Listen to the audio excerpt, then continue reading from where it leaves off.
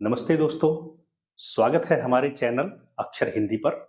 आज हम बात करेंगे एक ऐसी महान शख्सियत की जिन्होंने न सिर्फ कश्मीरी साहित्य को एक नई पहचान दी, बल्कि अपनी आध्यात्मिकता और विद्रोही स्वभाव से समाज को एक नई राह दिखाई।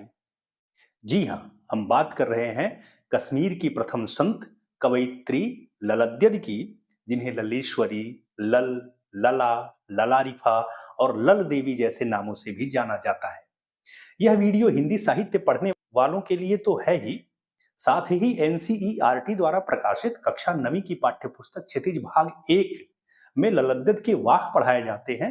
इसलिए एनसीईआरटी और सीबीएसई के विद्यार्थियों के लिए भी बहुत जरूरी है।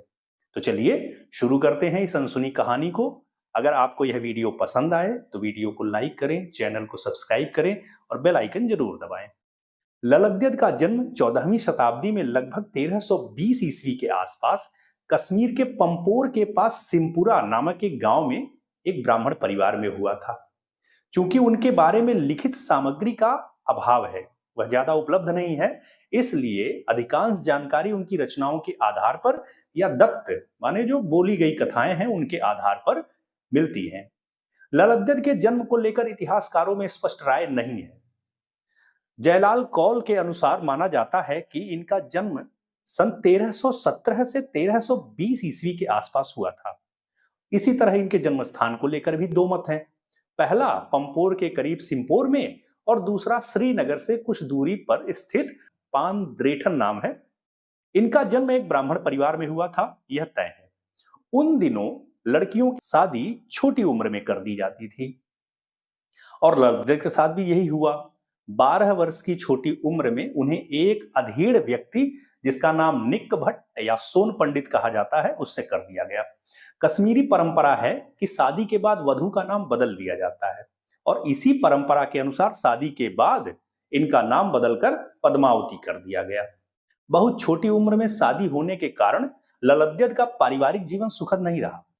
मान्यता यह है कि पति के इस अत्याचार की मुख्य वजह पति पत्नी संबंधों में ललद्यद की अरुचि मानी जाती है और इसका सबसे बड़ा कारण था कि उनकी रुझान शुरुआत से ही धर्म की ओर थी। इसके अलावा उनकी सास और पति का व्यवहार इतना कठोर था कि ललद्यद का मन टूट गया। एक प्रचलित कथा में बताया जाता है कि ललद्यद की सास उनकी थाली में एक गोल पत्थर रखकर उस पर पके हुए चावल से ढक देती थी, ताकि सबको ऐसा लगे कि वह बहू को ढेर सारा चावल खाने को देती है। और ललद्यद उसी चावल को खाकर और थाली में रखे जो पत्थर थे उनको भी धो पोंछ करके रख देती थी कि अगले दिन सास को यह पत्थर ढूंढने में परेशानी ना हो। सभी यातनाएं सहते हुए, पूरे घर का काम करते हुए ललद्यद ईश्वर की भक्ति में लीन रहती थी। 14 साल तक इसी तरह काट कर 26 वर्ष की उम्र में ललद्यद ने सांसारिक बंधनों को तोड़ दिया और आध्यात्मिक मार्ग की ओर बढ़ गई। पति का घर छोड़ने के बाद ललद्यद ने वह नाम भी त्याग दिया जो उन्हें पारंपरिक रूप से शादी के बाद दिया गया था। सन्यासिनी होकर वे बिना कपड़ों के ही सड़कों पर घूमने लगी।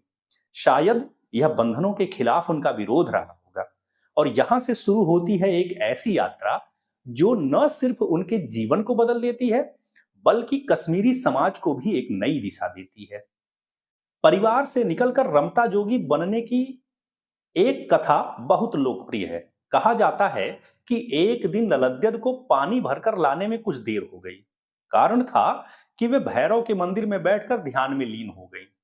उनके पति ने लाठी मारकर उनका घड़ा तोड़ दिया जब वे घर पहुंची, ताकि उन्हें फिर से पानी लेने जाना पड़े और वो परेशान हो। परंतु चमत्कार तब हुआ जब घड़ा तो टूटकर नीचे गिर गया, पर पानी घड़े के आकार में ही सर पर रखा रह गया और उस पानी से ललद्यद ने घर के सारे बर्तन भर दिए। उसके बाद भी पानी बचा रह गया तो उसे उन्होंने बाहर फेंक दिया।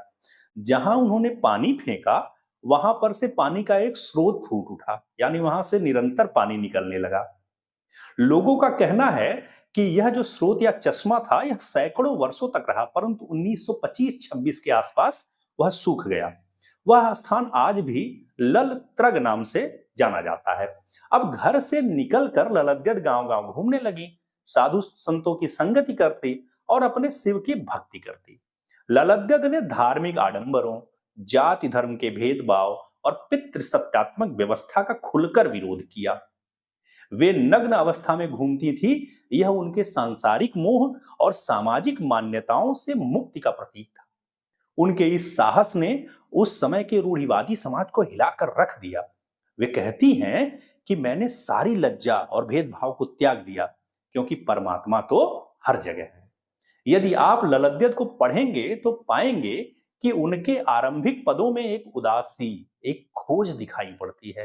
हालांकि उनके पदों का क्रम मालूम नहीं है कि कौन सा पद पहले रचा गया था और कौन सा बाद में रचा गया था, परंतु उनके पदों के जरिए ललद्यत की आध्यात्मिक यात्रा के अनेक पड़ावों का अनुमान लगाया जा सकता है। ललद्यत शिव भक्त थी, इसमें कोई संदेह नहीं है, परंतु उनके शिव साकार भी थे, निराकार भी थे और पार ब्रह्म परमेश्वर भी थे। उन्होंने अपने गुरु सिद्ध श्रीकांत से योग की शिक्षा प्राप्त की। वे एक ऊंचे दर्जे की योगिनी थी। उनके अनेक पद में कुंडलिनी जागृत होने और चक्रों पर ध्यान केंद्रित कर आत्म साक्षात्कार करने का संकेत मिलता है। वे कहती हैं कि 6 जंगल किए पार और जगाया चंद्रमा को, यानी 6 चक्र और 7वां ब्रह्म है रंध्र चक्र उन्होंने जगा लिया है। आगे वो कहती हैं, सांस को काबू में करके प्रसन्न किया प्रकृति को, प्रेम की अग्नि ने जलाया मेरा हृदय, और इस तरह पाया मैंने शंकर को। ये उनका एक वाक्य है। ललद्यत की रचनाएं 4 पंक्तियों की, जो अभी मैंने बोला इसी तरह की हैं, इन्हीं रूप में मिलती हैं और इन्हें कश्मीरी में वाक कहा जाता है। वाक शब्द का मूल संस्कृत के वाच या वाक्य में है। ललद्यत के वाक की भाषा भी संस्कृत और फारसी शब्दों के साथ आम बोलचाल की कश्मीरी है। ये वाक उनके हृदय के उद्गार हैं, जो कविता के रूप में बह निकले हैं। उनकी भाषा सरल और उनके बिंब रोजमर्रा के जीवन से लिए गए हैं। यही कारण है कि मौखिक यानी बिना लिखा हुआ होने के बावजूद ये वाक सैकड़ों वर्षों तक लोगों की जुबान पर और लोगों की यादों में जिंदा रहे। 19वीं और 20वीं सदी में ग्रियर्सन सहित अनेक अंग्रेज और भारतीय साहित्यकारों ने न सिर्फ ललद्यत के वाकों का अध्ययन किया, उस पर शोध प्रकाशित किया और अंग्रेजी में उनका अनुवाद भी किया, बल्कि उन्हें कश्मीरी साहित्य की महानतम कवित्री माना। आज भी कश्मीरी बोलने वाले लोग बगैर ललद्यत की वाक का प्रयोग किए बिना बात ही नहीं कर सकते, क्योंकि उनकी बातें, उनके उपदेश कहावतों और मुहावरों के रूप में आम बोलचाल का हिस्सा बन गए हैं। हालांकि ललद्यत कश्मीरी शैव अर्थात अद्वैत दर्शन, जिसे त्रिका कहा जाता है, उसको मानती थी, परंतु उनकी रचनाओं में मीरा सी दीवानगी भी है। वे अपने शिव के लिए भटकती हुई मालूम होती हैं और आत्म साक्षात्कार के बाद उनसे एकाकार भी हो जाती हैं, उनमें जाके मिल भी जाती हैं। साथ ही दूसरी ओर वो कबीर की तरह कर्मकांड, व्रत, उपवास को नकारती भी हैं। ललद्यत हिंदू मुसलमान में कोई भेद नहीं मानती थी। दरअसल मुसलमान भी उन्हें उतना ही अपना मानते थे जितना कि हिंदू, ठीक कबीर की तरह। एक के लिए वे लल आरिफा थी तो दूसरे के लिए लल्लेश्वरी। हालांकि ललद्यत की साधना सिद्ध परंपरा से जुड़ी हुई थी, परंतु परमात्मा के प्रति अगाध भक्ति उसका महत्वपूर्ण अंग थी।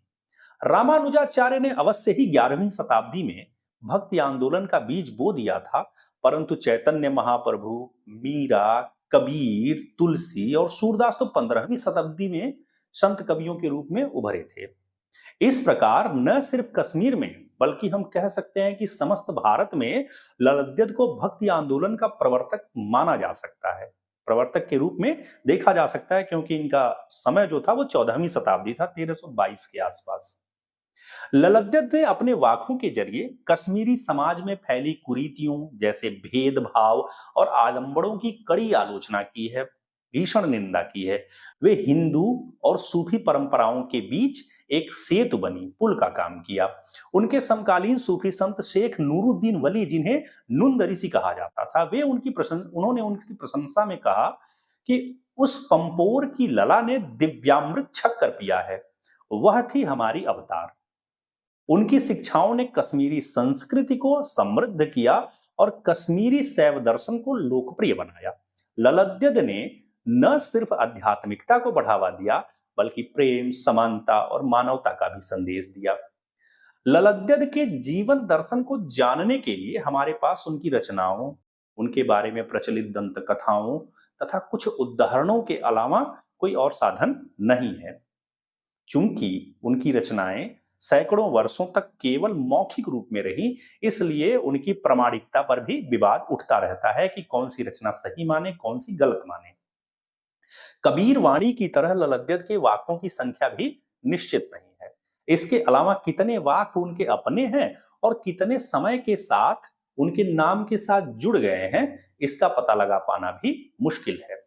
विद्वानों ने छानबीन करके उनके वाक्यों की संख्या 200 से 258 के बीच में तय की है।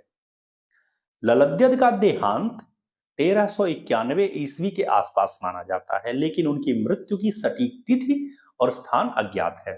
कहा जाता है कि अपने अंत समय में वे अनंतनाग जिले के बीच बिहड़ा गांव में आ गई थी। वही प्रकाश के रूप में उनकी आत्मा ने शरीर छोड़ दिया और ज्योति आकाश में विलीन हो गई। कश्मीर में उनका कोई स्मारक और समाधि नहीं है जो उनकी विचारधारा को दर्शाता है। वे सांसारिक बंधनों से परे थीं। उनकी एक वाक में वे कहती हैं, मेरे लिए जन्म मरण एक समान, न मरेगा कोई मेरे लिए और न ही मरूंगी मैं किसी और के लिए। ललद्यद की रचनाएं आज भी कश्मीरी जनता की स्मृति में जीवित हैं। वे आधुनिक कश्मीरी भाषा की आधारशिला मानी जाती हैं। उनकी काव्य सलीला भारतीय साहित्य की अमूल्य निधि है और उनकी शिक्षाएं न केवल कश्मीर बल्कि पूरे विश्व के लिए प्रेरणादायक हैं। उनके वाक्यों में गहरी आध्यात्मिकता और सामाजिक सुधार की बातें झलकती हैं। एक प्रसिद्ध वाक में वे कहती हैं, शिव थल थल में रहते हैं, इसलिए हिंदू मुसलमान में भेद न जान, प्रबुद्ध है तो अपने आप को पहचान, साहिब से तेरी यही है असली पहचान। यह पंक्ति धर्म की संकीर्णता को तोड़कर आत्मज्ञान और समानता का संदेश देती है। उनके वाक आज भी हमें प्रेरित करते हैं। तो दोस्तों, यह थी कश्मीर की प्रथम संत कवयित्री ललद्यद की प्रेरणादायक कहानी। उनके वाक हमें सिखाते हैं कि सच्चा ज्ञान वही है जो हमें भेदभाव से ऊपर उठाए और आत्मज्ञान की ओर ले जाए। आपको यह वीडियो कैसी लगी हमें कमेंट में जरूर बताएं। अगर आपको यह वीडियो पसंद आई तो कृपया लाइक करें, शेयर करें और चैनल को सब्सक्राइब करें।